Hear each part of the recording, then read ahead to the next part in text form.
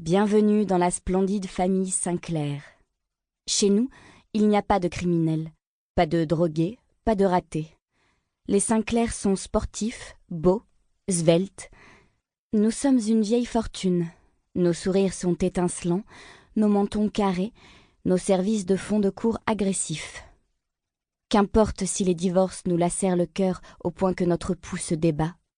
Qu'importe si les comptes fiduciaires se réduisent comme peau de chagrin, si les relevés de cartes de crédit impayés traînent sur la table de la cuisine. Qu'importe si les flacons de cachet s'amassent sur la table de nuit. Qu'importe si l'un d'entre nous est terriblement, désespérément amoureux. Amoureux, au point que des mesures tout aussi désespérées s'imposent. Nous sommes les Sinclair. Chez nous, personne n'est dépendant, personne n'a tort.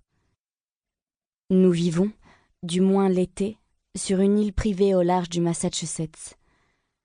C'est peut-être tout ce que vous avez besoin de savoir. Mon nom complet est Cadence Sinclair Eastman. Je vis à Burlington, dans l'État du Vermont, avec ma mère et nos 3 chiens. J'ai bientôt 18 ans. Je possède une carte de bibliothèque bien usagée et pas grand-chose d'autre, alors que j'habite une vaste maison remplie d'objets coûteux et inutiles. J'étais blonde autrefois, mais à présent j'ai les cheveux noirs. J'étais forte autrefois, mais à présent je suis vulnérable. J'étais jolie autrefois, mais à présent j'ai l'air maladif. Il est vrai que je souffre de migraine depuis mon accident. Il est vrai que je ne peux pas souffrir les imbéciles. J'aime jouer sur les mots, vous voyez ? Souffrir de migraine, ne pas pouvoir souffrir les imbéciles. Le mot signifie presque la même chose dans les 2 phrases, mais pas tout à fait. Souffrir. On serait tenté d'y voir un synonyme d'endurer, mais ce n'est pas vraiment exact. Mon histoire commence avant l'accident. L'été de mes 15 ans, au mois de juin, mon père nous a quittés pour une femme qu'il aimait plus que nous. Papa était un professeur d'histoire militaire à la carrière relativement médiocre. Je l'adorais. Il portait des vestes en tweed, il était maigre, il buvait du thé avec du lait, il était fan de jeux de société, et il me laissait gagner. Fan de bateaux, et il m'apprenait à faire du kayak, de vélo, de livres et de musées. Il n'était pas trop fan des chiens en revanche, et il devait vraiment beaucoup aimer ma mère pour autoriser nos Golden Retrievers à dormir sur les canapés ou pour les emmener marcher près de 5 kilomètres tous les matins.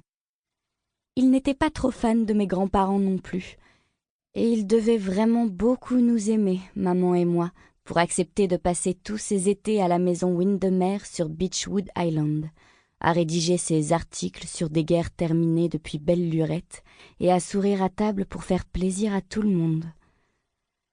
Au mois de juin de l'été 15, papa nous a donc annoncé qu'il nous quittait.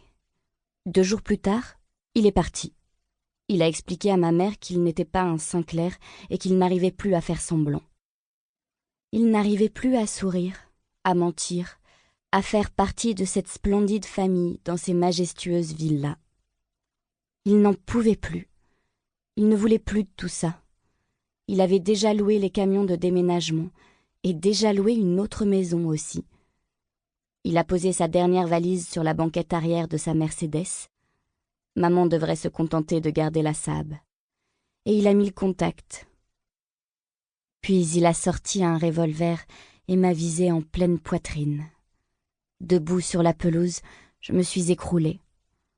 Le trou formé par la balle s'est élargi et mon cœur a roulé hors de ma cage thoracique pour atterrir dans un parterre de fleurs.